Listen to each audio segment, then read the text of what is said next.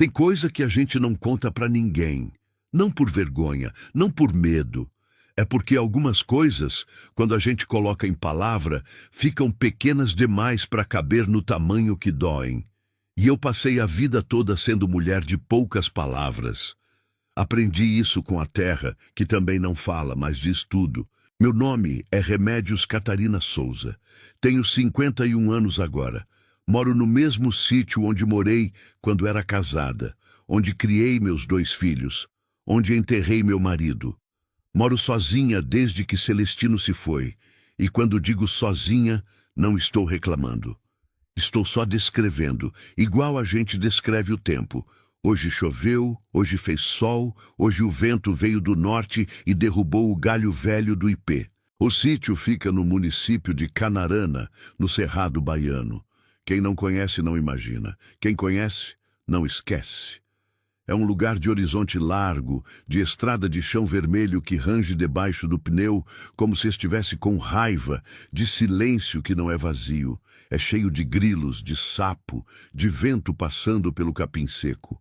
Um silêncio que pesa, que senta do seu lado na varanda e fica.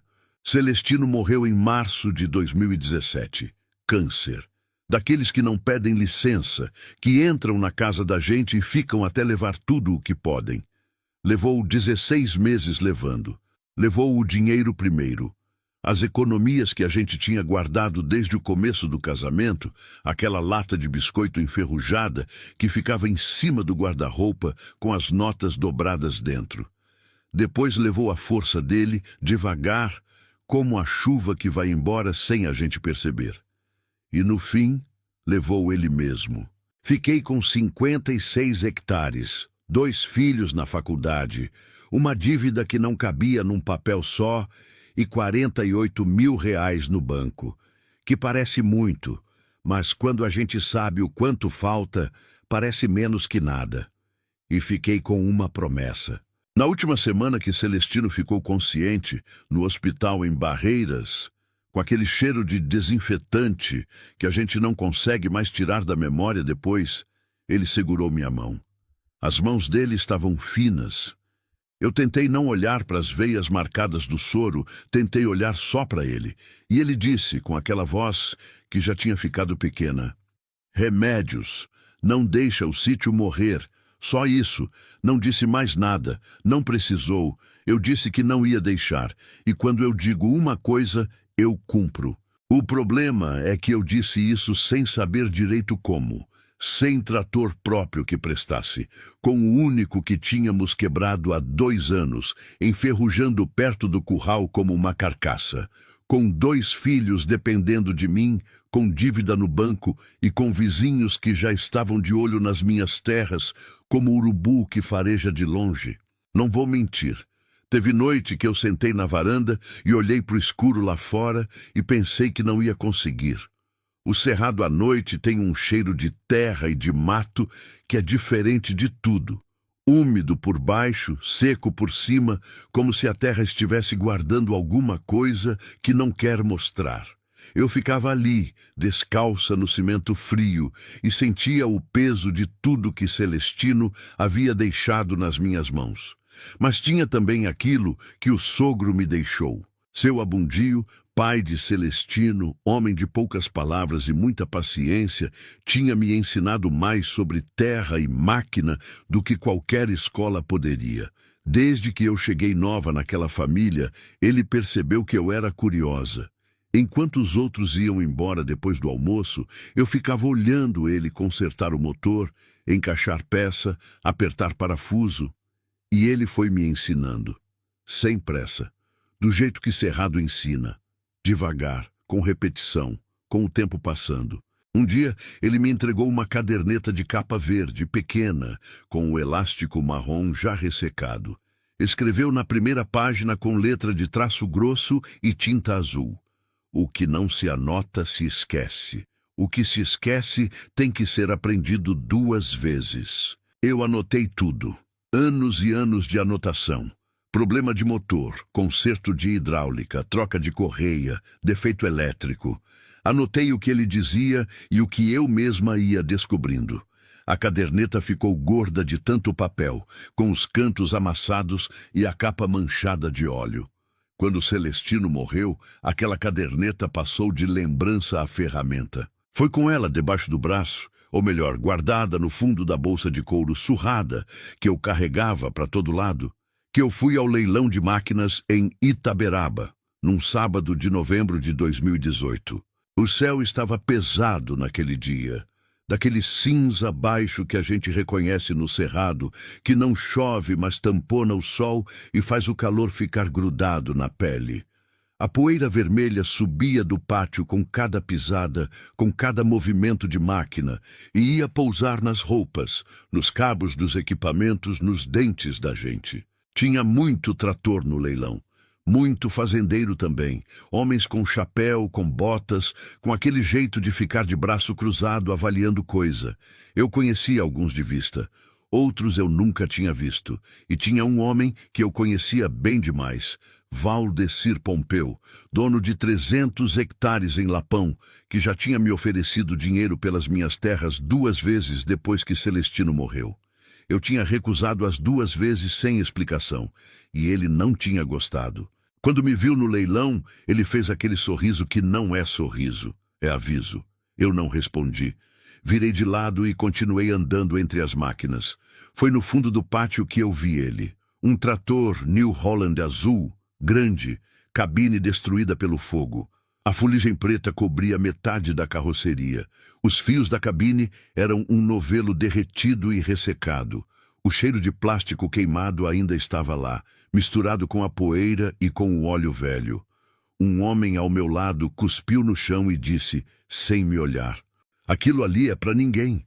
Mas eu parei na frente da máquina e fiquei olhando, não para o que estava destruído, para o que não estava.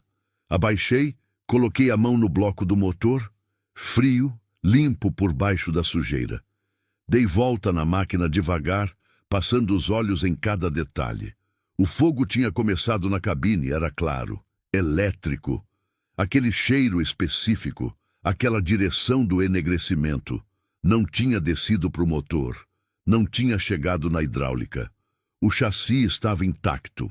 Eu sabia ler aqueles sinais porque seu abúndio me tinha ensinado a ler. O leilão começou.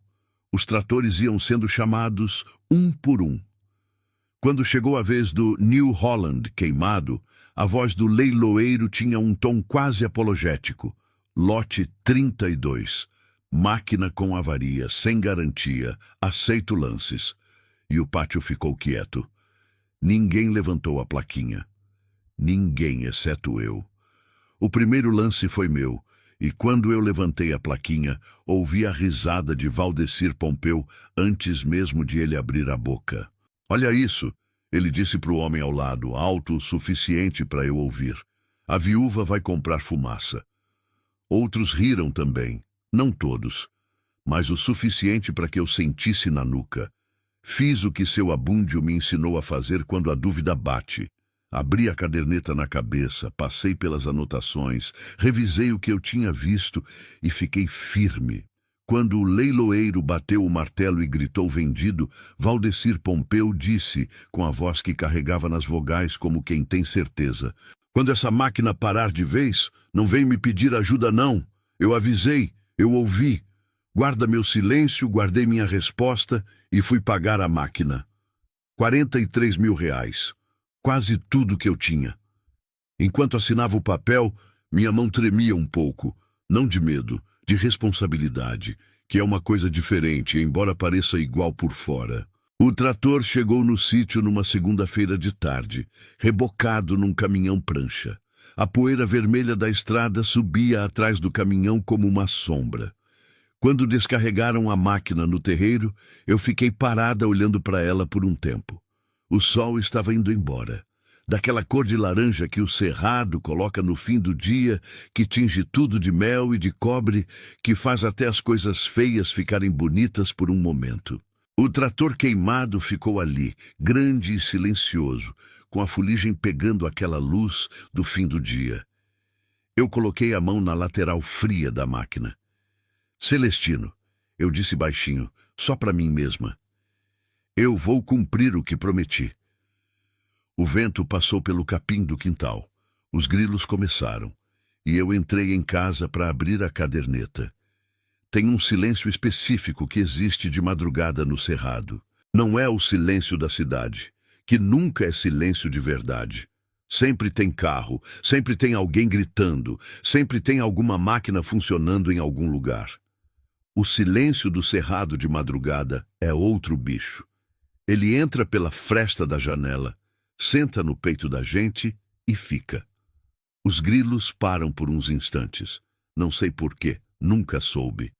E é nesse momento que a escuridão fica mais escura, que a casa parece maior, que a ausência de Celestino ocupa mais espaço do que ele mesmo ocupava quando estava vivo. Eram 3 da manhã quando eu abri os olhos naquela terça-feira. Fiquei deitada por um tempo ouvindo o nada. Depois levantei, coloquei o chinelo, fui até a cozinha e acendi o fogão para fazer café. O fogo do bico azul iluminando o escuro da cozinha, a chaleira começando a cantarolar, o cheiro do pó de café misturado com a umidade da madrugada. Peguei a caderneta verde da bolsa e sentei na mesa. Passei o dedo na capa. A capa que seu abundio tinha segurado tantas vezes antes de mim. Abri no começo e li a frase dele de novo, como se precisasse de permissão para continuar. O que não se anota, se esquece. Peguei o lápis e comecei a escrever o que eu tinha observado no trator. Cada detalhe que minha memória havia guardado do dia anterior, quando eu caminhei ao redor da máquina antes do sol cair. A posição exata da queimadura na cabine. O estado dos cabos que eu consegui ver, a cor do óleo quando puxei a vareta, escuro, mas não com impureza de água. O estado dos pneus, o que eu ainda precisava verificar. Escrever acalmava, sempre acalmou. Quando a cabeça está cheia demais, colocar no papel é como abrir uma torneira. Sai um pouco da pressão. Mas naquela madrugada, antes de fechar a caderneta, escrevi uma coisa que nunca tinha escrito antes nela. Uma coisa pessoal que não era sobre máquina nenhuma. Estou com medo, não de errar. Estou com medo de ter entendido errado. Fechei o caderno, bebi o café, esperei o sol nascer.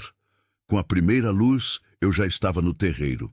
O orvalho ainda estava no capim quando eu cheguei perto do trator com a lanterna, a caixa de ferramentas e a caderneta.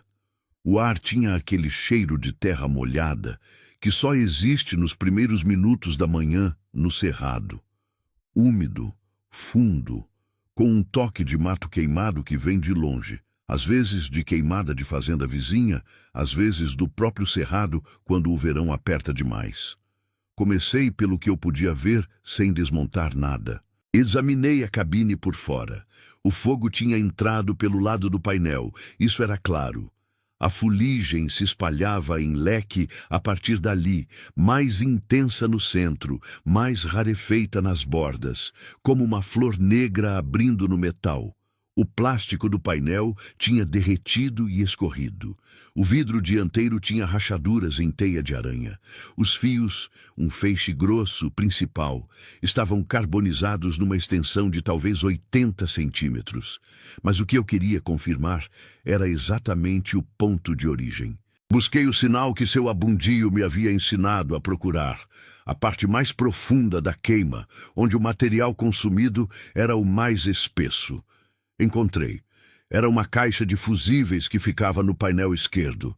Ali o fogo tinha nascido. E ali ele tinha encontrado combustível farto nos fios e tinha ficado contido o suficiente para não descer. Fechei os olhos por um segundo. Respirei. O motor estava vivo. Eu tinha certeza agora. Anotei tudo com precisão cirúrgica. Ponto de origem, extensão do dano, componentes comprometidos, componentes aparentemente preservados.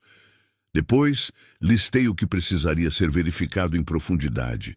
O sistema hidráulico, a transmissão, os freios, o estado interno do motor. Fui chamando um por vez ao longo dos dias seguintes. Eu trabalhava de manhã, que é quando o cerrado ainda tem misericórdia. A temperatura suportável, o sol ainda baixo do horizonte, a sombra do galpão cobrindo metade do terreiro. À tarde o calor ficava pesado demais, úmido e parado. E eu parava, bebia água, ficava sentada na soleira da porta, olhando o capim balançar e pensando no próximo passo. Nas primeiras vistorias, o que eu fui encontrando confirmava minha leitura do leilão. O motor, quando examinado por dentro, estava bem. O óleo limpo, as correias com desgaste normal, a hidráulica respondendo à inspeção manual, a transmissão sem o som seco que indica dano interno. Eu anotava cada resultado com uma pequena marca ao lado. Um traço para verificado, um círculo para atenção, uma cruz para problema confirmado. As cruzes eram poucas, e todas estavam concentradas no sistema elétrico. Foi na quinta-feira que Valdecir Pompeu apareceu. Eu estava embaixo do trator, de costa no chão de terra, com a lanterna na testa e os olhos na parte inferior do chassi, quando ouvi o carro dele entrar pela estrada. Aquele som de motor que a gente aprende a reconhecer. O motor V8 da caminhonete nova que ele tinha comprado no ano anterior e que ele fazia questão de passar devagar na frente do sítio nos fins de semana, como se a caminhonete fosse um recado. Saí debaixo do trator devagar. Fiquei de pé, limpei as mãos no pano velho e esperei. Ele desceu da caminhonete com o chapéu na cabeça e aquele sorriso que não era sorriso. Olhou para o trator, depois para mim, depois para o trator de novo. Ficou assim por um tempo, como quem está apreciando alguma coisa engraçada. Trabalhando cedo, Remédios. Sempre trabalhei cedo, Valdecir. Ele deu uma volta devagar ao redor da máquina. Bateu com os nós dos dedos na lateral da cabine, onde a fuligem ainda estava escura. Você sabe que isso aqui vai custar mais caro consertar do que comprar um usado em condição? Ele disse sem me olhar. Sei fazer conta. Sei que sabe. Aí ele me olhou. Só tô dizendo, porque às vezes a gente fica encaprichado numa coisa e esquece de pensar certo. Eu não respondi. Olhei para ele com o mesmo olhar que aprendi com a terra, sem pressa, sem recuo. Ele esperou que eu dissesse alguma coisa. Quando viu que não ia acontecer, ajustou o chapéu e virou para ir. A oferta pelas terras continua de pé. Disse isso de costas, sem parar. Se esse trator não sair do lugar, você vai precisar lembrar disso. O carro saiu levantando uma nuvem de poeira vermelha que ficou no ar depois que ele desapareceu pela curva. Eu fiquei olhando aquela nuvem baixar devagar sobre o capim, sobre o trator, sobre tudo. Entrei em casa, bebi água, voltei para o trabalho. Contratei Jonas 3 dias depois. Jonas Pereira era eletricista de equipamento agrícola. Morava em Ibotirama, tinha 50 e tantos anos, e mãos que pareciam feitas de couro de tanto trabalhar. Veio ver o trator numa manhã de chuva fina, aquela chuva que o cerrado manda às vezes em novembro, que não resolve nem o calor nem a sede da terra, mas molha a poeira e faz o cheiro de mato subir forte. Ele ficou em silêncio por um longo tempo, olhando o painel destruído. Pegou a lanterna, olhou cada fio, cada conector, cada terminal que restava. Não disse nada durante uns 20 minutos. Depois se levantou e limpou as mãos no macacão. Dá para refazer, disse. Vai ser trabalhoso, mas dá? Quanto tempo? 3 semanas, talvez 4. E o custo? Ele passou os olhos pelo estrago de novo, fazendo conta na cabeça. Me disse um número que eu já tinha previsto na minha própria estimativa. Estava dentro do que eu podia pagar, mas deixava pouca gordura. Precisa do diagrama original do modelo, ele disse. Você tem acesso? Consigo. Ele me olhou com uma expressão de quem está revisando o que pensa sobre alguém. Você entende de máquina. Não era pergunta. Aprendi com meu sogro, eu disse. Ele assentiu com a cabeça, como se isso explicasse tudo que precisava ser explicado, e de certo modo explicava. As semanas seguintes foram de um ritmo que eu ainda consigo sentir no corpo quando penso nelas. Jonas vinha 3 vezes por semana, trabalhava o dia todo no sistema elétrico, ia embora. Eu ficava o resto do tempo fazendo minha parte, limpando componentes, substituindo peças menores que eu mesma conseguia identificar e encomendar. acompanhando cada etapa, anotando tudo. Meus filhos ligavam no fim de semana. Gabriel, o mais velho, estava em Salvador fazendo engenharia. Mariana, a caçula, estava em Feira de Santana, na enfermagem. Os dois sabiam da compra do trator. Os dois ficaram quietos quando eu contei. Aquele silêncio de filho que discorda, mas respeita. Gabriel perguntou uma vez: "Mãe, você tem certeza?" "Tenho. Porque se não der certo..." "Gabriel." Eu disse o nome dele do jeito que só mãe sabe dizer quando quer encerrar assunto. "Eu sei o que estou fazendo." Ele ficou quieto. Depois disse: "Tá bem, confia em você." Era o suficiente. Foi numa tarde de quarta-feira, na terceira semana de trabalho, que a coisa estranha aconteceu pela primeira vez. Eu estava sozinha no terreiro. Jonas tinha ido embora mais cedo. O sol estava descendo, aquela hora em que o cerrado fica vermelho e dourado ao mesmo tempo, que as sombras ficam compridas e os pássaros começam o barulho do fim do dia. Eu estava sentada num banco velho perto do trator, anotando na caderneta quando ouvi um som. Vinha de longe, da direção do fundo do sítio, onde tinha uma área de mata fechada que Celestino nunca tinha derrubado. Dizia que a mata tinha que ficar, que a água precisava da sombra. Uns 300 metros do terreiro, mais ou menos. Ali tinha um riacho pequeno, quase seco nessa época do ano. E além do riacho, eu sabia que tinha uma construção velha. Celestino tinha me falado uma vez. Uma capelinha, disse ele, antiga, de quem ele não sabia. Já estava assim quando o pai dele comprou as terras. O som que eu ouvi não era de animal, era de sino, fraco, distante, mas claro o suficiente para eu levantar a cabeça do caderno. Um sino pequeno, aquele repicar de metal fino que some rápido no vento. Bateu 3 vezes, parou. Fiquei esperando, nada mais. Levantei do banco. Fiquei olhando na direção da mata, onde o sol já não chegava mais, onde o escuro começava antes do resto do mundo. O vento moveu o capim alto na divisa do terreiro. Sentei de volta. Escrevi no caderno: som de sino. Fundo do sítio, 17h40. Não sei o que é. Depois fechei o caderno e entrei em casa antes que o escuro chegasse, mas não tirei o som da cabeça. Naquela noite, enquanto jantava feijão com arroz e ouvia a chuva fina bater no telhado de zinco, me lembrei que Celestino tinha me falado da capelinha só uma vez. Só uma vez, num fim de tarde que a gente estava na varanda e ele tinha apontado para a direção da mata e dito: tem uma capelinha lá no fundo?"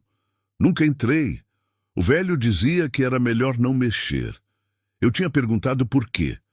Ele tinha dado de ombros e mudado de assunto. E eu tinha esquecido. Por anos, tinha esquecido completamente. Mas aquela noite, com a chuva batendo no zinco e o silêncio enorme da casa, eu lembrei. E o sino repicou 3 vezes dentro da minha memória, como se fosse novo. Tem coisa que a gente decide não pensar, e aí fica pensando o tempo todo. Passei os 3 dias seguintes assim. De dia, trabalhando no trator, acompanhando Jonas, anotando, checando, fazendo o que precisava ser feito. De noite, deitada no escuro com os olhos abertos, ouvindo o cerrado lá fora e esperando, sem querer admitir que estava esperando, ouvir o sino de novo. Não ouvi. E o silêncio, de alguma forma, pesava mais do que o som tinha pesado. Na sexta-feira, Jonas veio animado. Tinha conseguido reconstituir boa parte do diagrama elétrico com base no manual do modelo que eu tinha conseguido por um mecânico em Barreiras. Mostrou o que tinha feito, explicou cada conexão, cada segmento de fiação nova que ia substituindo o que o fogo havia destruído. Eu acompanhei tudo, fiz perguntas, anotei na caderneta. Era um trabalho fino, de paciência, não diferente de costurar, pensei, embora nunca tivesse dito isso para Jonas, porque ele talvez não achasse graça. Quando ele foi embora no fim da tarde, fiquei sozinha no terreiro. O sol estava naquela posição de 4 da tarde que no cerrado ainda queima, mas já tem um tom diferente, mais laranja, mais cansado, como se o próprio sol estivesse com vontade de descansar. O capim alto na beira do terreiro balançava com um vento morno que vinha do sul, trazendo um cheiro de terra seca e, muito levemente, algo que eu não soube nomear. Algo vegetal e antigo, como folha úmida debaixo de sombra. Eu olhei na direção da mata. Fiquei assim por um tempo, de pé, com a caderneta na mão, olhando. Depois, antes de conseguir me convencer do contrário, já estava andando. O caminho até a mata não era caminho. Era uma lembrança de caminho. Uma trilha que alguém tinha aberto alguma vez e que o cerrado foi fechando devagar com os anos, com o capim navalha crescendo dos dois lados, com as ramagens das árvores baixas se encontrando no meio. Eu abria com o braço, devagar, sentindo a textura áspera das folhas na pele. O calor mudou quando entrei embaixo das árvores. Ficou mais fechado, mais úmido, com aquele cheiro de terra que não vê sol. O som mudou também. Os pássaros do terreiro foram ficando para trás e foram aparecendo outros sons. O estalo de algo no galho, o murmúrio seco do riacho que eu sabia que estava perto. O vento que lá dentro da mata chegava diferente, filtrado pelas folhas, chegava como sussurro. O riacho eu atravessei por cima de uma pedra larga que ficava à meia água. A água estava baixa, quase parada, com aquela coloração escura de água de cerrado, não suja, só escura, cheia de tanino das folhas que caem e apodrecem no fundo. Meus pés descalços. Eu tinha saído do terreiro sem perceber que estava descalça. Sentiram o frio da pedra molhada. Do outro lado do riacho, o mato era mais fechado, mas a luz chegava diferente ali. Chegava de cima, filtrada, em colunas de poeira dourada que atravessavam a copa. E então eu vi. A capelinha estava ali, no meio de um pequeno claro que o mato havia respeitado, ou que alguém, muito tempo atrás, havia aberto e que o cerrado ainda não havia tomado de volta completamente. Era pequena, muito menor do que eu imaginava. Paredes de adobe que o tempo havia ido comendo pelas bordas, telhado de telha colonial com uma parte afundada do lado direito, onde a madeira havia cedido. A porta, uma porta de madeira maciça, escura de tão velha, estava fechada, mas não de todo. Havia uma fresta de uns 3 dedos pelo lado esquerdo. Acima da porta, numa forquilha de madeira encravada na parede, havia um sino, pequeno, de bronze escurecido pelo tempo, do tipo que a gente vê pendurado em capelinha de roça, que qualquer vento mais forte pode fazer balançar. Fiquei parada olhando para ele por um longo momento. O vento estava quieto, o sino não se movia. Eu respirei fundo e dei mais um passo. O chão ao redor da capelinha era de terra batida, com algumas pedras soltas que alguém havia colocado como calçamento muito tempo atrás. Algumas tinham musgo. Outras tinham sido movidas.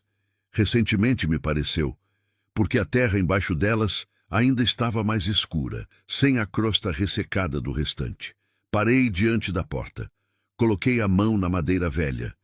Ela era fria debaixo dos meus dedos. Fria e áspera, com a textura de madeira que passou por muitas chuvas e muitos verões. Empurrei levemente.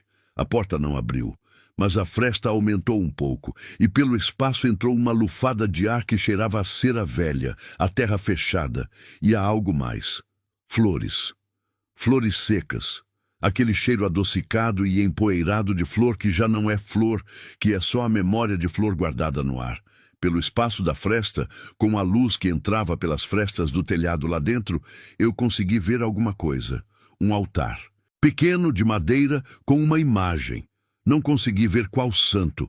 A imagem era escura ou estava escurecida pela falta de luz, e havia um castiçal de metal ao lado, com uma vela branca.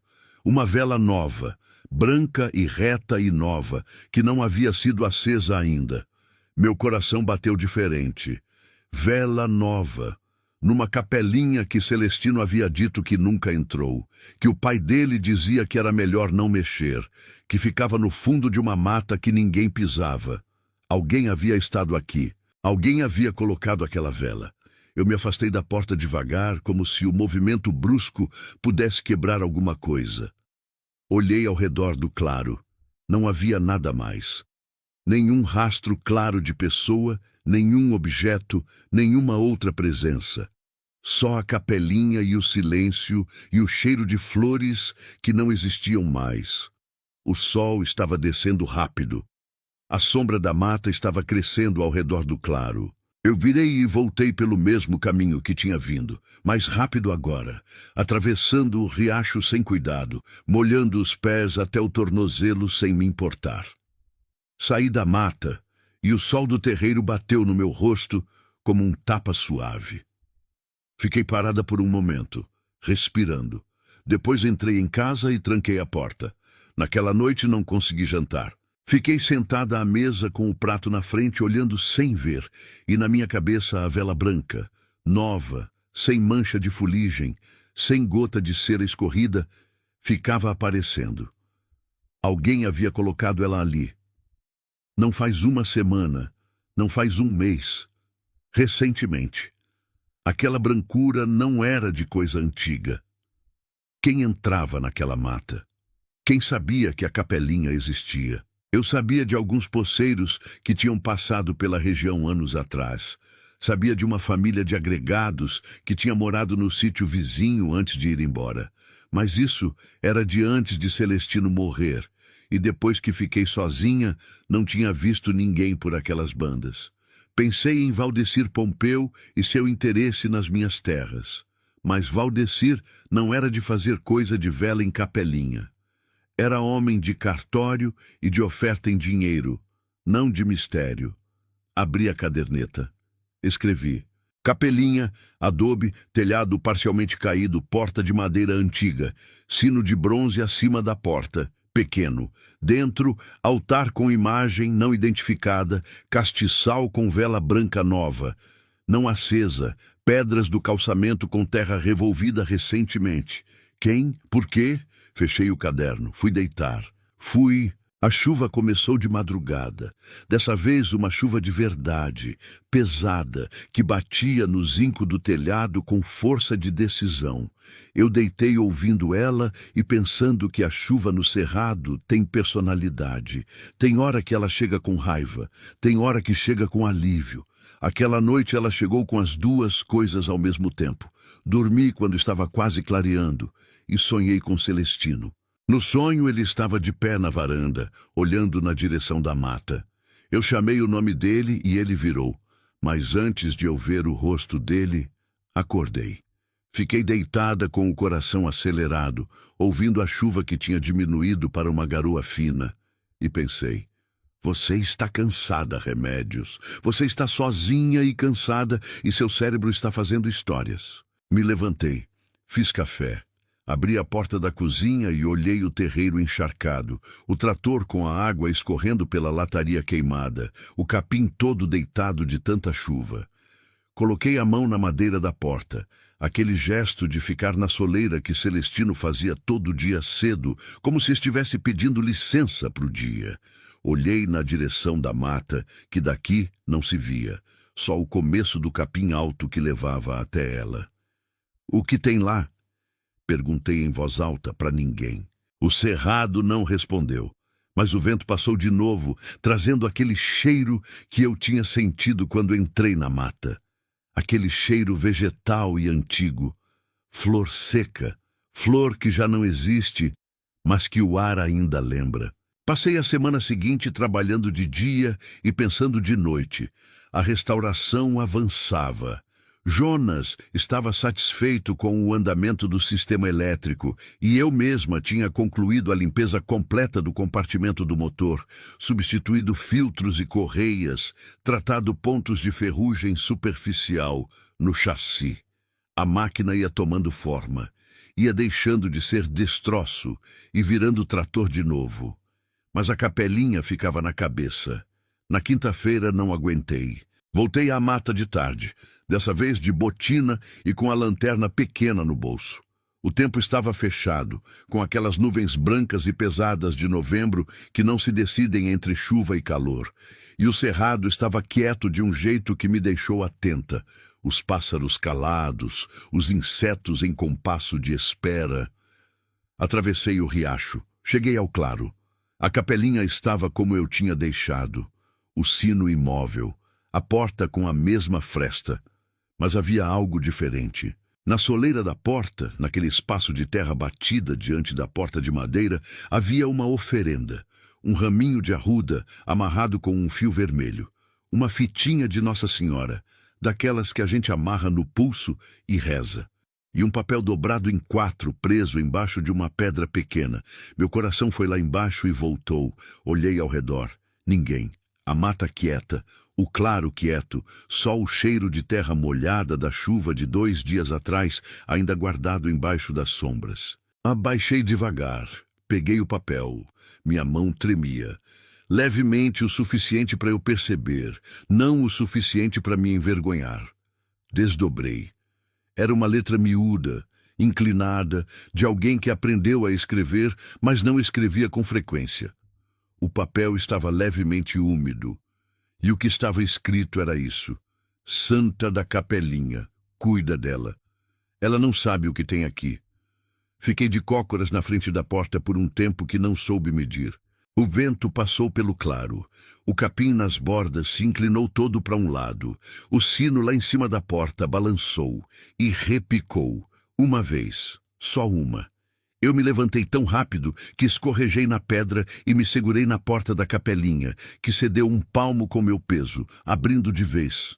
O cheiro de cera e flor seca veio forte, e no escuro do interior, à luz que entrava agora pelo meu próprio corpo na fresta, eu vi o altar inteiro. A imagem era Nossa Senhora Aparecida. Pequena, escurecida pelo tempo, com um manto que já não tinha cor definida. E diante dela, a vela branca, agora acesa. A vela que eu tinha visto apagada estava acesa. Eu não tinha acendido, não tinha entrado na capelinha, não tinha chegado perto da vela. E ela estava acesa. Saí da mata quase correndo. Não correndo de medo, ou não só de medo. Correndo porque havia algo dentro de mim que precisava sair daquele lugar antes de desabar. Atravessei o riacho com água até a canela, saí da mata, atravessei o terreiro, entrei em casa. Sentei na cadeira da cozinha, coloquei as mãos na mesa, olhei para as minhas próprias mãos, que estavam tremendo agora, tremendo de verdade, e eu deixei elas tremerem, porque às vezes é melhor deixar o corpo dizer o que a boca não consegue. Respirei. 1 vez, 2, 3... Depois abri a caderneta e escrevi com a mão ainda sem firmeza. A vela estava acesa. Não fui eu. O papel dizia: ela não sabe o que tem aqui. Quem escreveu isso sabe que sou eu que moro aqui. Quem escreveu isso esteve nessa mata depois que eu estive. Quem escreveu isso sabe de alguma coisa que eu não sei. Parei. Olhei o que tinha escrito. Acrescentei mais uma linha. Preciso saber o que tem lá. Tem pergunta que a gente faz, sabendo que a resposta vai mudar alguma coisa. Não necessariamente para pior, às vezes para melhor. Mas vai mudar e a gente sente isso antes mesmo de abrir a boca. Um peso específico na garganta, diferente do nó de choro, diferente do nó de raiva. É o peso de quem está prestes a cruzar uma linha que não tem volta. Passei 2 dias sem voltar à mata. Fiquei no trator, no trabalho, no ritmo de parafuso e anotação que tinha me sustentado desde novembro. Jonas veio na segunda e na quarta. Trabalhou em silêncio como de costume. Foi embora. Eu acompanhei, anotei, continuei. De fora, nada tinha mudado. Por dentro, eu estava com o papel dobrado na cabeça o tempo todo. Ela não sabe o que tem aqui. Na quinta de manhã, antes do sol esquentar, fui até a casa de Dona Perpétua. Dona Perpétua Luz tinha 83 anos e morava numa casa de reboco cor de areia, a uns 2 quilômetros do meu sítio, no lado da estrada velha que ninguém mais usava desde que fizeram o desvio em 2009. Era a pessoa mais antiga da redondeza. Tinha chegado àquelas terras ainda menina, com o pai que vinha de Minas, e nunca tinha saído. Sabia de tudo que tinha acontecido na região nos últimos 60 anos. E sabia de muita coisa que aconteceu antes dela também, porque a memória de gente velha carrega o que os mortos deixaram. Eu gostava de Dona Perpétua. Ela era do tipo de velha que fala pouco, mas quando fala é coisa que vale guardar. Cheguei lá com uma caixinha de goiabada que eu tinha em casa e que ela gostava. Ela me recebeu na varanda com aquela expressão de quem estava esperando. Embora eu soubesse que não estava, que era só o jeito dela de receber gente, com aquela calma de quem não tem mais pressa de coisa nenhuma. Sentamos. Ela fez café na hora. Um café forte, com rapadura, do jeito antigo. Ficamos um momento bebendo sem falar, olhando o quintal dela que tinha um pé de manga velho e uma cerca de madeira que estava cedendo de um lado. Depois eu disse: Dona Perpétua, a senhora sabe de uma capelinha no fundo do meu sítio? Ela não respondeu de imediato. Ficou com a xícara na mão, olhando o quintal. Por um momento achei que ela não tinha ouvido. Sei, ela disse. De quem é? Ela pousou a xícara no pires devagar, com aquele cuidado de gente velha com coisa de porcelana. Era de uma família que morou nessas terras antes do pai de Celestino comprar, disse ela. Família Guimarães. Vieram de Goiás, acho, ou de mais longe, não sei bem. Chegaram aqui há muito tempo, tempo em que essas terras não tinham nome no papel. O que aconteceu com eles? Dona Perpétua me olhou. Os olhos dela eram pequenos e fundos, do tipo que guarda mais do que mostra. A família foi embora, disse ela. Mas não toda, esperai. Ela continuou depois de um momento. Tinha uma mulher que ficou. Não quis ir. Disseram que ela era apegada à terra. Disseram outras coisas também, que eu não vou repetir, porque não sei se eram verdade. Ela fez uma pausa. Ela morreu aqui. Enterraram ela no fundo da mata, perto da capelinha que o marido tinha construído para ela. Senti um frio que não era do vento. Enterraram ela lá? Era o que se dizia. Dona Perpétua pegou a xícara de novo, tomou um gole. Faz muito tempo, Remédios. Eu era menina. Minha mãe que me contou e a mãe dela contou para minha mãe. Essas coisas vão passando. Por que o pai de Celestino dizia que era melhor não mexer? Ela me olhou com aquela expressão que eu não soube classificar. Não era medo, não era mistério. Era algo mais simples do que isso. Era respeito. Porque tinha alguém que cuidava daquele lugar, disse ela. E esse alguém não gostava de visita. Voltei para casa mais devagar do que fui. A estrada velha de chão batido tinha aquelas pedras grandes nas laterais que a erosão vai deixando à mostra com os anos, como ossos aparecendo através da pele. O sol estava alto e branco, aquele branco de novembro que não tem sombra, que achata tudo. A poeira que meus passos levantavam ficava no ar por mais tempo do que devia, como se o ar estivesse espesso demais para deixar ela cair. Fui pensando no que Dona Perpétua tinha dito. Tinha alguém que cuidava daquele lugar. Não era fantasma o que ela estava dizendo. Eu conhecia Dona Perpétua bem o suficiente para saber que ela não era mulher de fantasma. Era mulher de fato, e o fato era: havia uma pessoa real, de carne e osso, que sabia da capelinha, que entrava na mata, que colocava vela e oferenda e que havia escrito aquele papel. Uma pessoa que sabia que eu morava ali. Uma pessoa que não tinha aparecido. Por quê? Cheguei em casa com a cabeça cheia e o estômago vazio. Comi alguma coisa em pé na cozinha, sem sabor, olhando pela janela o trator parado no terreiro. Depois peguei a caderneta e escrevi o que Dona Perpétua tinha me contado, palavra por palavra, do jeito que eu lembrava.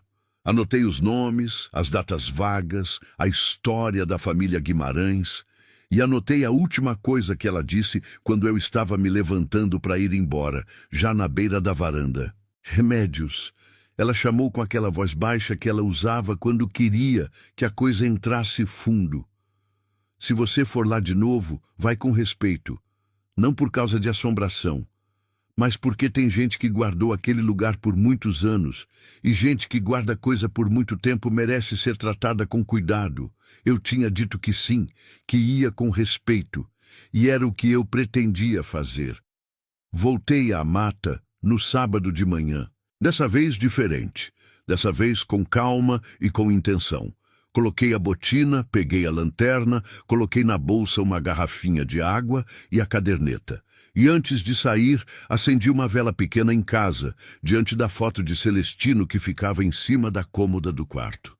Não por superstição, mas porque algumas coisas a gente faz pelo que elas significam por dentro, não pelo que provam por fora. A manhã estava limpa. O cerrado de manhã cedo tem uma luz que parece lavada, azul e dourada ao mesmo tempo, que faz a fumaça do orvalho subir do capim como respiração. Os pássaros faziam barulho de todo tipo, aquela babel de bico que o cerrado produz de manhã, que vai diminuindo conforme o sol esquenta e vai dando lugar ao silêncio do meio do dia. Entrei na mata. Atravessei o riacho, mais fácil agora. Já conhecia as pedras. Cheguei ao claro e parei. Havia alguém sentado na soleira da capelinha. Uma mulher velha, muito velha, mais velha que Dona Perpétua, me pareceu, embora fosse difícil dizer com certeza porque ela estava de cabeça baixa, com um lenço escuro cobrindo o cabelo, as mãos no colo. Estava de costas para mim, voltada para a porta da capelinha. Usava uma saia comprida de algodão escuro e uma blusa clara que tinha sido lavada tantas vezes que a cor original havia ido embora. Ela não se mexeu quando eu cheguei, mas eu sabia que ela tinha me ouvido, porque quando eu parei, ela parou também. Aquela imobilidade específica de quem estava em movimento e ficou quieto. Fiquei parada na beira do claro por um momento que pareceu longo. Depois dei um passo. "Bom dia", eu disse. Ela levantou a cabeça devagar. Me olhou por cima do ombro. O rosto dela era de terra. Não era ofensa, era descrição. Era um rosto que o sol, o vento e o tempo tinham trabalhado por décadas, com rugas fundas que não eram de tristeza nem de alegria, mas de presença, de ter estado no mundo por muito tempo e ter deixado o mundo marcar. Os olhos eram escuros e alertas, muito mais alertas do que o resto do corpo sugeria. "Bom dia", ela respondeu. A voz era surpreendentemente firme. Eu me aproximei devagar. Parei a uns 3 metros dela. "A senhora é quem cuida daqui?", perguntei. Ela me estudou por um momento antes de responder. "Cuido há 52 anos", disse ela. "Desde que minha mãe não pôde mais." Meu coração foi e voltou de novo. "Como a senhora chama?" "Benedita", ela disse. "Benedita Guimarães." O que Benedita me contou naquela manhã, sentadas as duas na soleira da capelinha, com o sol do cerrado subindo devagar acima das copas e os pássaros fazendo a trilha do mundo ao redor, foi uma história que eu fui anotando na cabeça porque a caderneta ficou na bolsa, porque havia coisas que não cabiam em papel enquanto estavam sendo ditas, que precisavam primeiro entrar pelos ouvidos e sentar no peito, e só depois podiam ser escritas. Benedita era filha da última mulher da família Guimarães que havia ficado naquela terra. Neta, na verdade, a filha de uma filha. A família havia se dispersado há décadas, espalhado pelo Brasil, como as famílias se espalhavam quando a terra não cabia mais nos sonhos. Mas Benedita tinha ficado. Morava, disse ela, numa casinha do outro lado do morro, numa propriedade pequena que tinha sido dela desde que o filho mais velho havia comprado para ela há muitos anos. Não era sítio nem fazenda. Era um pedaço de terra com uma casa de 3 cômodos e uma horta. E toda semana, há 52 anos, ela vinha à capelinha. Cuidava. Limpava o que o mato tentava tomar. Trocava a vela. Deixava flores quando tinha. Arruda, manjericão, o que o quintal dava. Rezava e ia embora. Por que a senhora nunca apareceu para mim? Perguntei. Ela ficou um momento em silêncio. Fui ver você quando chegou, disse ela, quando o Celestino morreu e você ficou sozinha. Fui olhar de longe. De longe? Não queria incomodar viúva recente. Ela disse com uma simplicidade que não havia julgamento nem desculpa. Depois você comprou aquele trator queimado e fiquei curiosa. Quase sorri. Todo mundo ficou. Os outros ficaram por dúvida. Ela me olhou com aqueles olhos fundos. Eu fiquei por respeito. Vi que você sabia o que estava fazendo. Fiquei quieta um momento com isso. E o papel? Perguntei. Ela não fingiu não saber do que eu estava falando. Quando vi você entrar na mata pela primeira vez, ela disse, pensei que precisava avisar. Essa terra tem história. Tem coisa guardada aqui que não é de qualquer um mexer sem saber. O que está guardado aqui? Ela me olhou por um tempo longo. O vento passou pelo claro. O sino lá em cima da porta balançou. E não repicou. Ficou só balançando, mudo, como uma palavra que não chega a ser dita. Então, ela se levantou, com aquela lentidão de quem carrega os anos nos joelhos, e disse, vem. Ela abriu a porta da capelinha com uma chave que tirou do bolso da saia. Uma chave velha, de metal escurecido, que ela segurava com a familiaridade de quem segura coisa do dia a dia. A porta abriu com um som de madeira antiga cedendo, daquele gemido profundo que só a madeira muito velha faz. O ar de dentro veio para fora. Aquele cheiro de cera e flor seca que eu já conhecia, e mais alguma coisa por baixo, mais funda. Terra. Terra seca e fechada. Entramos. O interior era pequeno, uns 4 metros por 3, talvez. O teto baixo, com as vigas de madeira enegrecidas. A luz entrava pelas frestas do telhado em fios dourados que cruzavam o ar cheio de poeira suspensa. No altar estava Nossa Senhora Aparecida, pequena e escura, com a vela acesa diante dela, a mesma que eu tinha visto, que agora eu entendia como tinha sido acesa. Benedita havia estado aqui entre minha primeira e minha segunda visita, mas o que Benedita queria me mostrar não era o altar, era o chão. No canto direito do interior, parcialmente coberto por uma tábua larga de madeira que eu não tinha notado da fresta, havia uma marca no chão, uma marca de pedra. Pedras pequenas encravadas na terra batida, formando um retângulo, como uma borda, como uma delimitação. Olhei para Benedita. Minha bisavó, ela disse baixinho, como se as palavras precisassem ser pesadas antes de serem soltas. Ela pediu para ser enterrada aqui dentro. E foi. O silêncio que veio depois foi de outro tipo, não o silêncio vazio de casa grande.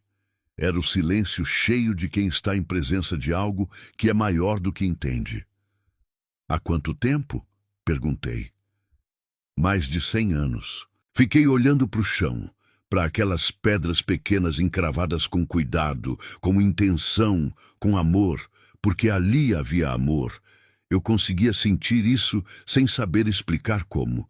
Da mesma forma que a gente sente quando entra numa casa onde as pessoas foram felizes, mesmo que a casa esteja vazia.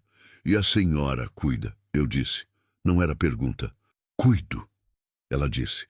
Porque alguém tem que cuidar.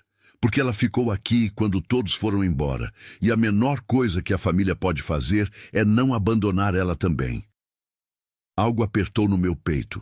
Forte e inesperado, aquele apertar que não é dor, mas que dói do mesmo jeito. Eu pensei em Celestino.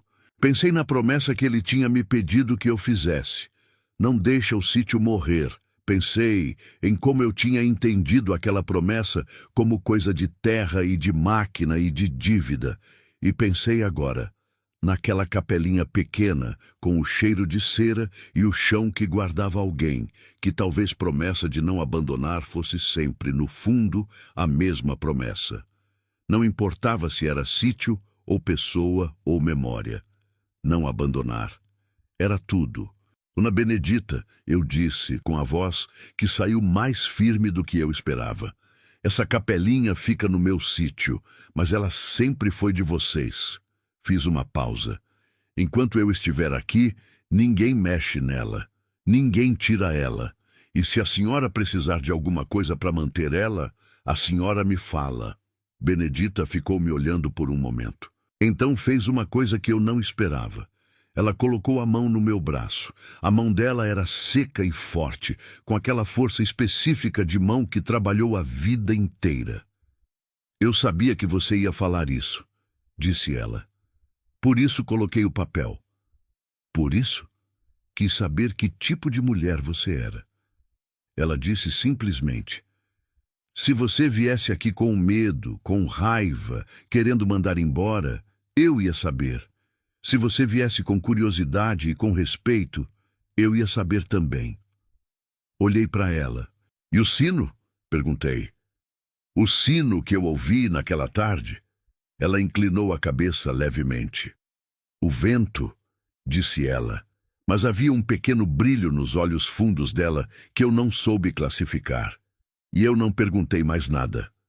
Saímos da capelinha juntas. Benedita trancou a porta com a chave. Ficamos um momento no claro, com o sol já alto e o cerrado fazendo aquele barulho pleno do meio da manhã. Volto na semana que vem, ela disse, como se estivesse me informando de uma coisa que já era certa. A porta do sítio está sempre aberta, eu disse. Ela assentiu. Começou a ir pela outra direção. Havia um caminho do outro lado do claro que eu não tinha visto antes, mais estreito, que subia o morro. Ela andava devagar, mas sem hesitação, como quem conhece cada pedra do caminho. Quando ela estava quase sumindo entre as árvores, eu chamei. Dona Benedita. Ela parou. Não virou, mas parou. Obrigada, eu disse, por cuidar daqui todos esses anos, enquanto a gente não sabia. Ela ficou parada por um momento, depois continuou andando e sumiu na mata. Eu fiquei no claro por um tempo sozinha, ouvindo o cerrado. O sino estava quieto, a porta estava fechada. O sol batia no adobe velho da capelinha e fazia ele ficar cor de mel. Então ouvi, atrás de mim, do lado de onde eu tinha vindo, passos, passos rápidos, pesados, não de mulher velha, passos de homem.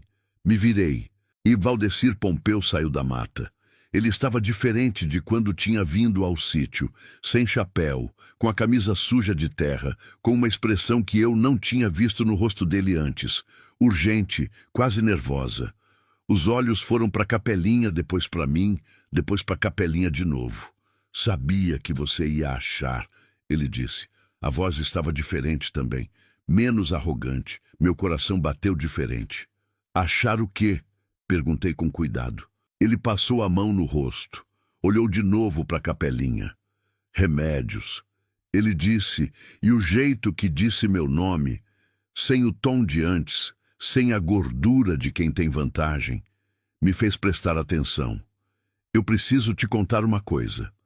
Uma coisa que devia ter contado antes de você comprar esse trator, antes de você decidir ficar. O silêncio do cerrado ao redor de nós ficou mais espesso. Então conta, eu disse. E ele contou. Tem segredo que não pesa só em quem guarda. Pesa também na terra. Fica enterrado junto com tudo que a gente enterra, junto com os mortos, junto com as promessas, junto com as coisas que a gente não teve coragem de dizer na hora certa. E a terra guarda. A terra sempre guarda. Mas chega um dia que ela cansa de segurar e começa a empurrar para cima, devagar, como raiz que vai rachando o concreto, como água que vai achando a fresta. Eu olhei para Valdecir Pompeu no meio daquele claro e esperei. Ele não era homem de dificuldade com palavra, eu sabia disso. Era homem de discurso fácil, de conversa de cerca, de argumento comprado. Mas naquele momento ele estava parado com os braços ao lado do corpo, olhando para o chão. E havia nele uma coisa que eu não tinha visto antes e que me desarmou um pouco: vergonha. Vai falar ou vai ficar aí plantado? Eu disse. Não com raiva. Com o jeito direto que a vida na roça ensina, que não tem tempo para circunlóquio. Ele levantou a cabeça. O trator que você comprou, ele começou, não pegou fogo por defeito elétrico? Fiz silêncio. Deixei ele continuar. Pegou fogo porque alguém botou fogo, ele disse. E esse alguém era gente minha. O cerrado ao redor ficou mais quieto ainda. Ou fui eu que deixei de ouvir ele, não sei. O sol estava no alto e branco e o cheiro de terra quente chegava de todos os lados. Explica, eu disse. A palavra saiu pequena e dura como pedra. Valdecir respirou fundo. Ficou um momento assim, com o ar preso, como quem está segurando o peso antes de largar. Essa terra, ele disse, e fez um gesto largo com a mão que incluía a capelinha, a mata e tudo além. Tem uma nascente. No fundo, além do riacho, tem uma nascente que alimenta o córrego que passa pelo meu sítio também. Se eu tiver acesso a essa nascente, resolvo um problema de água que tenho há 10 anos, que me custa dinheiro todo verão. Eu não disse nada. Quando Celestino ficou doente, ele continuou, e agora a voz estava mais baixa, como se ele precisasse abaixar para conseguir falar. Eu fui até ele. Fui com proposta. Queria comprar uma faixa de terra aqui do fundo, só a faixa que dá acesso à nascente. Ele disse que não. Celestino não vendia água, eu disse. Era verdade. Era coisa que ele tinha me dito uma vez, olhando o riacho.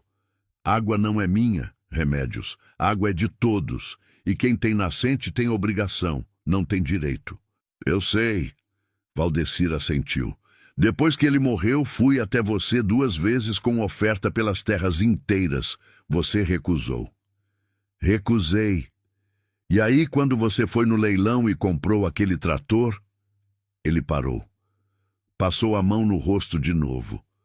Eu pensei que se o trator não funcionasse, você não aguentaria sozinha, que você acabaria vendendo.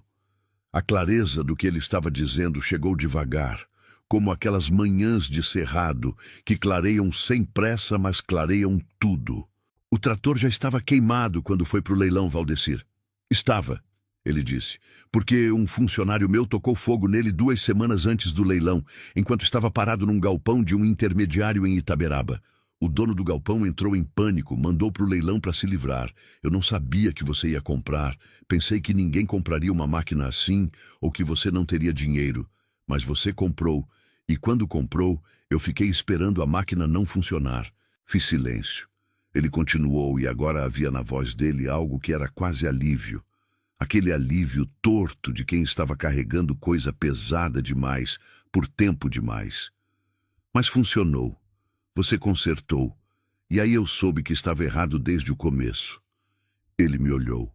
Não só o que fiz, o que eu pensei de você. O silêncio entre a gente durou um tempo que eu não soube medir. Ao redor, o cerrado fazia seu barulho constante de inseto e pássaro e vento. Aquele barulho que é o fundo de tudo aqui, que a gente ouve tanto que às vezes esquece que está ouvindo. Eu sentia muita coisa ao mesmo tempo. Raiva? Sim. Uma raiva que começava funda na região do estômago e subia devagar como brasa que vai pegando.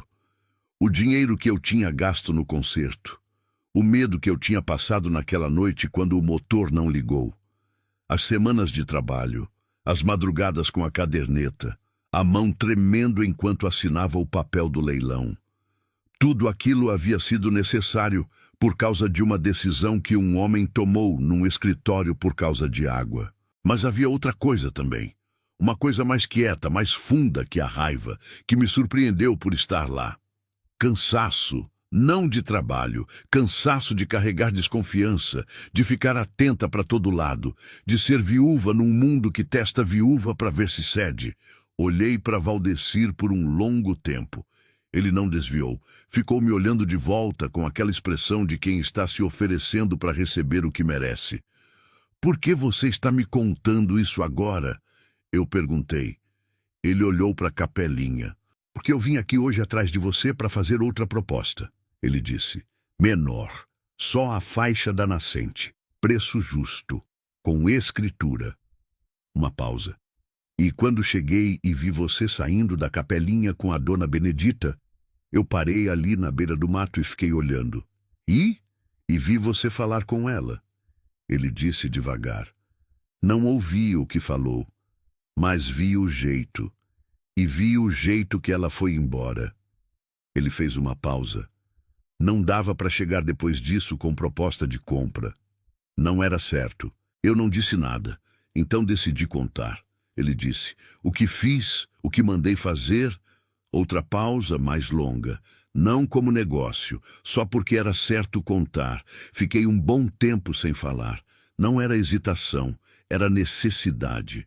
Havia coisa demais chegando ao mesmo tempo e eu precisava deixar assentar antes de abrir a boca, porque o que eu dissesse naquele momento ia ser o que fosse.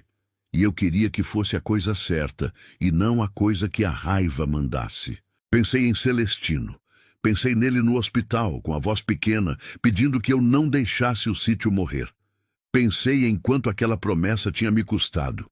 O leilão, o dinheiro, o medo, o trabalho, as noites acordada. E pensei que talvez tudo aquilo, todo aquele custo, não tivesse sido apenas por causa de uma máquina ou de uma dívida ou de uma terra. Havia sido para me transformar em alguém capaz de estar onde eu estava naquele momento. De pé, no meio de um claro de cerrado, com a capelinha de adobe velho às minhas costas e um homem arrependido na minha frente, e saber o que fazer. Olhei para Valdecir. Você vai me pagar, eu disse. Não o preço do leilão, não o conserto. Fiz uma pausa. Você vai construir uma cerca adequada ao redor dessa área de mata, do riacho até o morro, para proteger a nascente e a capelinha. Com mourão bom, com arame, do jeito certo. Ele ficou me olhando. E?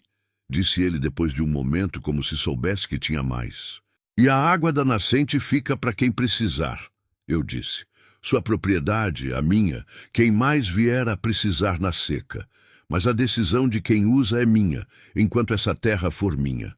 E você não faz proposta nenhuma para essa terra enquanto eu estiver viva para recusar. O silêncio que veio depois foi diferente de todos os outros silêncios daquele dia. Era um silêncio de negociação chegando ao fim, de coisa que estava torta ficando menos torta. Valdecir assentiu devagar. Tá bem, disse ele. A cerca eu faço, e a condição de água eu aceito. Tem mais uma coisa. Ele esperou. Você vai até a dona Benedita e vai se apresentar. Eu disse. Vai dizer seu nome, vai dizer que sabe que ela cuida daqui e vai dizer que não vai atrapalhar. Fiz uma pausa. Ela é velha, ela merece saber quem está no entorno do que ela guarda. Ele ficou olhando para mim por um momento. Você podia ter ido na polícia, ele disse. Podia. Concordei. Por que não foi? Pensei antes de responder. Pensei de verdade, não para achar a resposta certa, mas para achar a verdadeira. Porque você veio até mim, eu disse. Sem eu pedir, sem ninguém saber. Veio porque era certo vir. Fiz uma pausa. Tem gente que só faz o certo quando é obrigada. Você fez sem ser. Isso conta. Valdecir passou a mão no rosto. Havia nele uma leveza que não estava quando chegou. Leveza de quem soltou peso. Tá bom, ele disse. Vou até ela essa semana. Assentiu com a cabeça. Me olhou uma última vez, diferente de todas as vezes que tinha me olhado antes, sem o sorriso que não era sorriso, sem a avaliação de quem está medindo o que pode tomar. Me olhou como gente olha gente. Depois foi embora pela mata do jeito que tinha vindo. Fiquei sozinha no claro. O sino estava quieto. A porta da capelinha estava fechada. O sol tinha começado a inclinar para oeste e a sombra das árvores estava crescendo pelo chão do claro, vagarosa e silenciosa, como maré que sobe sem pressa. Sentei no chão. Não foi decisão. Foi o corpo que decidiu, os joelhos que dobraram, e de repente eu estava sentada na terra do cerrado, com as mãos no colo e o coração batendo de um jeito que eu só sentia quando alguma coisa muito grande passava. Fiquei assim por um tempo. Deixei o cerrado fazer o barulho dele ao redor. deixei o vento passar, deixei o sol ir descendo e chorei. Não o choro de desespero. Esse eu já tinha chorado, muitas vezes, nos primeiros meses depois de Celestino, de madrugada, com a casa inteira em silêncio. Era outro tipo de choro, o tipo que vem quando alguma coisa que estava apertada afrouxa. Quando a gente descobre que aguentou, que passou, que está do outro lado de alguma coisa que não sabia se ia conseguir atravessar. Chorei por Celestino, por seu abundio e a caderneta verde, pelo trator queimado e pelo dinheiro contado, pelas noites de madrugada com o café e o lápis, pelo sino que repicou 3 vezes numa tarde de novembro e me trouxe até ali, por Dona Benedita e 52 anos de fidelidade a alguém que já não estava, por uma bisavó Guimarães enterrada no chão da capelinha que havia pedido para ficar onde tinha vivido, por toda a gente que fica quando seria mais fácil ir embora. Quando o choro passou, e passou como chuva de cerrado passa, de repente deixando o ar mais limpo, eu limpei o rosto com as costas da mão e fiquei olhando o claro. A luz estava lindíssima. Aquela luz de fim de tarde no cerrado, que é literalmente dourada, que pega na poeira do ar e faz tudo brilhar levemente, que transforma o adobe velho da capelinha em coisa que parece pintada. A sombra das árvores no chão tinha uma textura que parecia tecido. Os insetos tinham começado a música da tarde, aquela orquestra de perna e asa que o cerrado regente sem maestro. Me levantei. Sacudi a terra do vestido, coloquei a mão na porta da capelinha, por cima da madeira velha e fria. Cuida dela, eu disse baixinho, para Nossa Senhora lá dentro, para bisavó Guimarães lá embaixo do chão, para Celestino que estava em algum lugar que eu não sabia, mas em algum lugar estava. Cuida dela que eu cuido daqui. O vento passou, o sino balançou, e não repicou, ficou só balançando, devagar como aceno. Naquela noite dormi diferente. Não o sono pesado de corpo cansado, nem o sono raso de cabeça cheia. Dormi aquele sono fundo que vem quando alguma coisa se resolve. Não se resolve como em resposta de conta, com o número certo no fim. Se resolve como se resolve coisa de vida, sem ficar completamente clara, sem perder o mistério, mas ficando em paz. Acordei de madrugada uma vez, como de costume. O cerrado estava em silêncio. Aquele silêncio dos grilos parados que eu tinha aprendido a conhecer desde que estava sozinha. Fiquei deitada ouvindo o nada. E então, de dentro do nada, o sino. 3 vezes. Claro e fino vindo da direção da mata. Fiquei imóvel na cama. 3 vezes e parou. Eu sorri no escuro. Tá bom? Eu disse para ninguém. Entendi. E dormi de novo. O motor pegou numa manhã de dezembro. Não foi dramático. Não foi como nos filmes, que tem música e câmera lenta e alguém correndo com os braços abertos. Foi assim. Jonas virou a chave. O motor tossiu uma vez, tossiu 2, e na terceira arrancou num rugido baixo e estável que foi crescendo até encontrar o ritmo certo. Aquele ritmo de máquina que está funcionando como deve, que é diferente de todos os outros ritmos, porque tem dentro dele uma espécie de satisfação, como se a própria máquina soubesse que estava fazendo o que foi feita para fazer. Fiquei parada no terreiro ouvindo. Jonas desceu da cabine nova, que não era nova, era recuperada, mas estava limpa e firme, e ficou ao meu lado. Os dois em silêncio, ouvindo o trator funcionar. A pressão do óleo no indicador estava estável. A temperatura subindo devagar até o ponto certo e ficando lá. Os sistemas respondendo. Funcionou, Jonas disse, como se precisasse dizer em voz alta para ser real. Funcionou, eu confirmei. Ele me olhou. Você sabia desde o leilão. Achei que sabia. Corrigi. É diferente. Ele fez um som que era quase risada. Pois é, disse ele, mas no fim deu no mesmo. Ficamos mais um pouco ouvindo o motor. O sol estava subindo e o calor já começava a apertar. Dezembro no Cerrado Baiano não tem misericórdia. É um calor de rachar terra e fazer o ar tremer acima do asfalto. Mas naquela manhã, Eu não sentia o calor. Sentia o rugido do motor e o cheiro de óleo quente e a leveza de quem acabou de cumprir alguma coisa. Quando Jonas foi embora, eu fui até o trator. Coloquei a mão na lateral da cabine, o metal já morno do sol. Passei os dedos pela lataria que ainda tinha, em alguns pontos, a marca escura de onde o fogo havia passado. Não tínhamos pintado por cima desses pontos. Eu tinha pedido para Jonas deixar, não por desleixo, mas porque me pareceu que apagar completamente a marca do fogo era negar o que a máquina havia sido antes de ser o que era agora. Toda coisa que sobrevive carrega a marca do que tentou destruí-la. Abri a caderneta na última página escrita e li o que tinha anotado no dia anterior, como previsão do que esperava para o dia seguinte. Aquele hábito que seu abúndio havia plantado em mim de anotar antes, durante e depois de manter o registro completo de qualquer processo.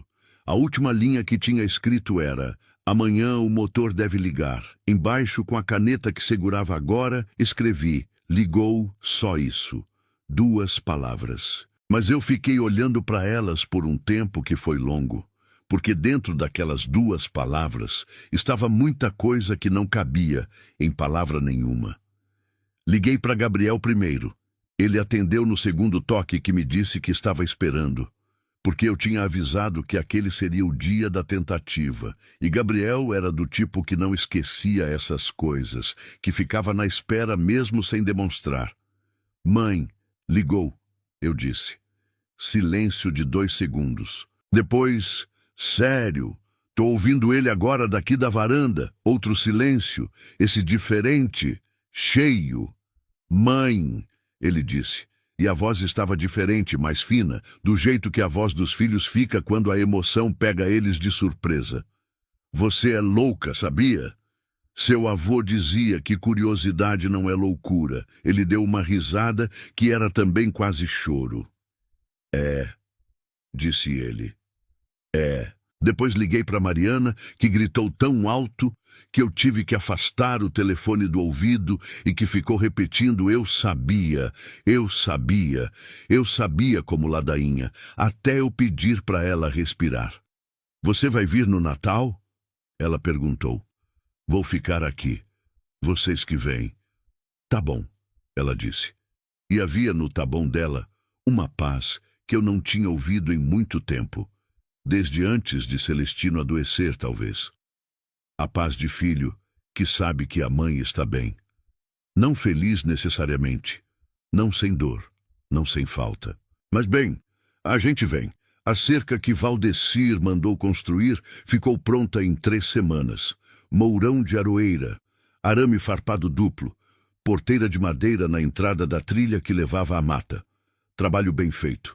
Eu inspecionei cada mourão, cada esticador, cada ponto de junção e anotei na caderneta que estava em conformidade.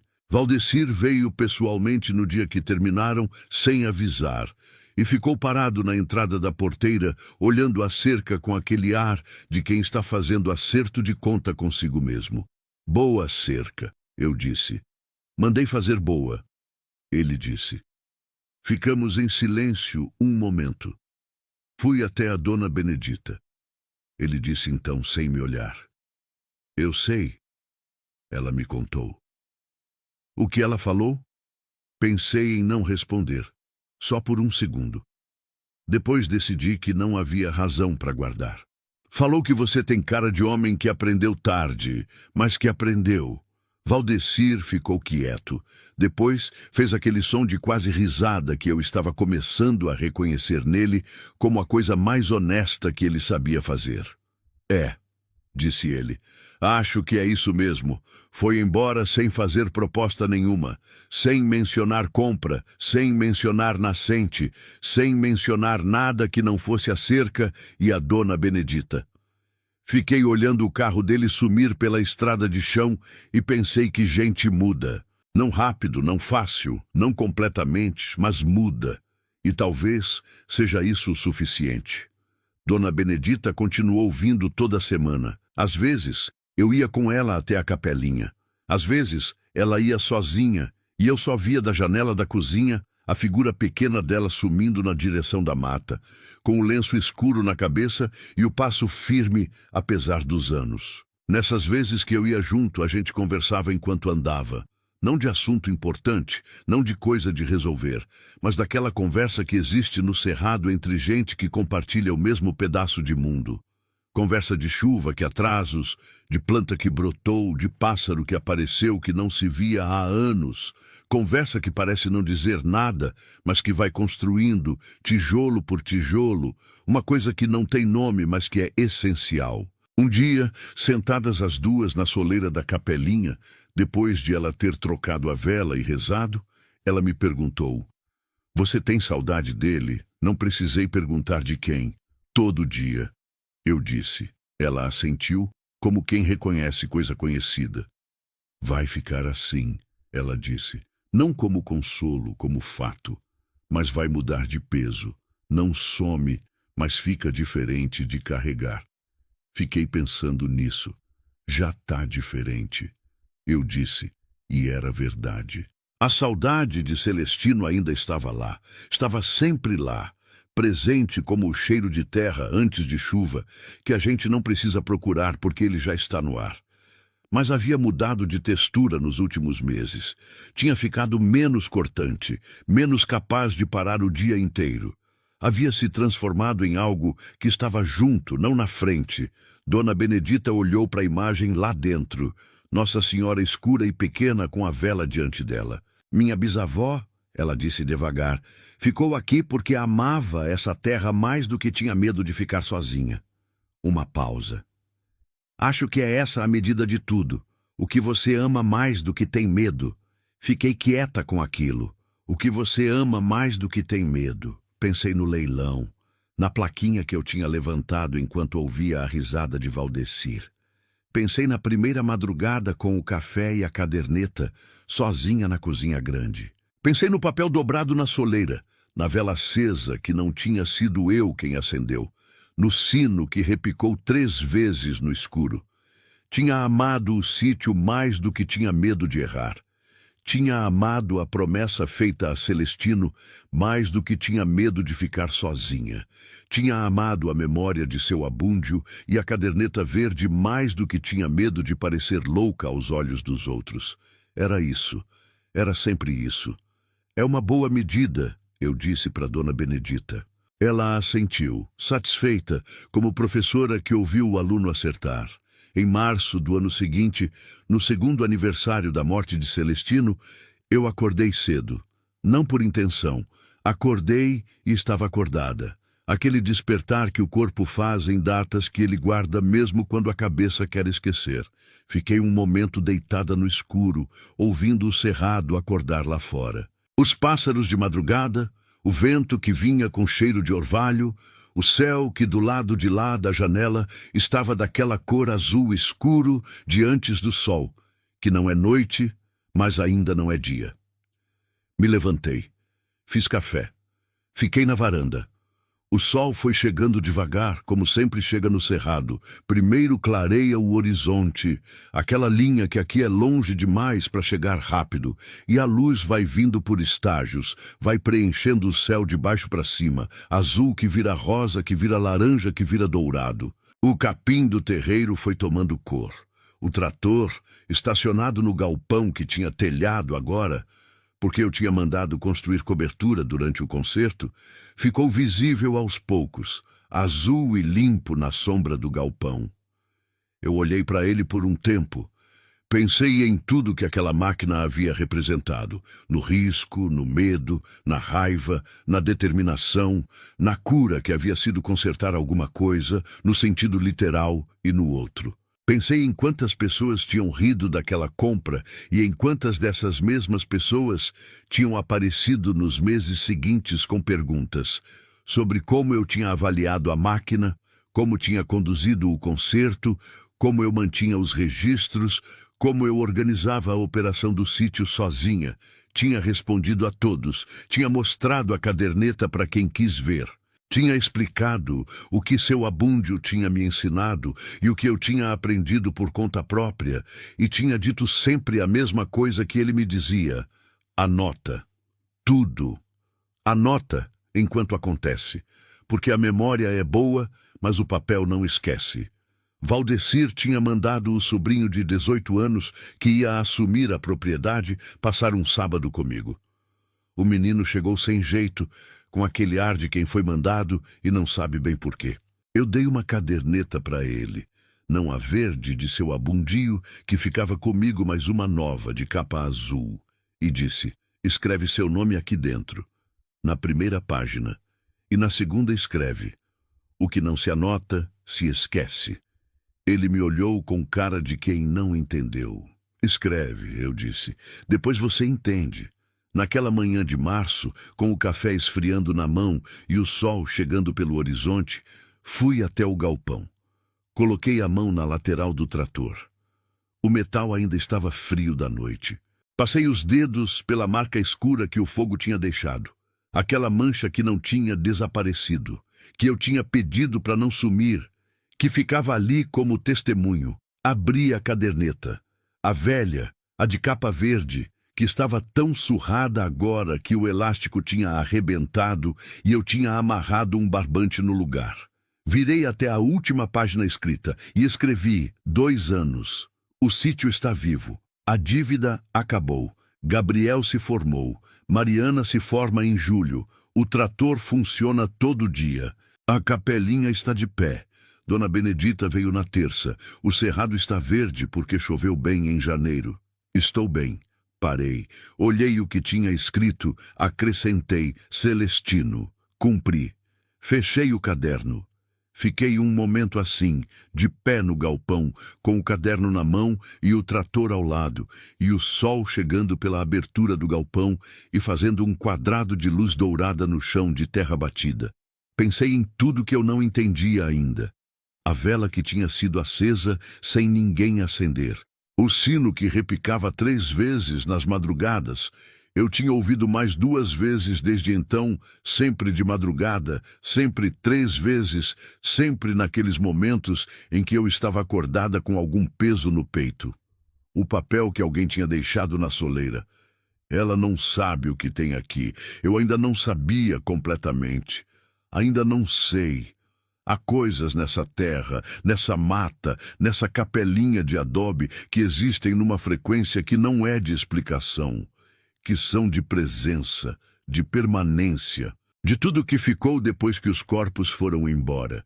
E eu tinha aprendido, com seu abúndio, com Celestino, com Dona Benedita, com o trator queimado e com a capelinha e com o sino, que nem tudo que a gente não entende precisa ser entendido.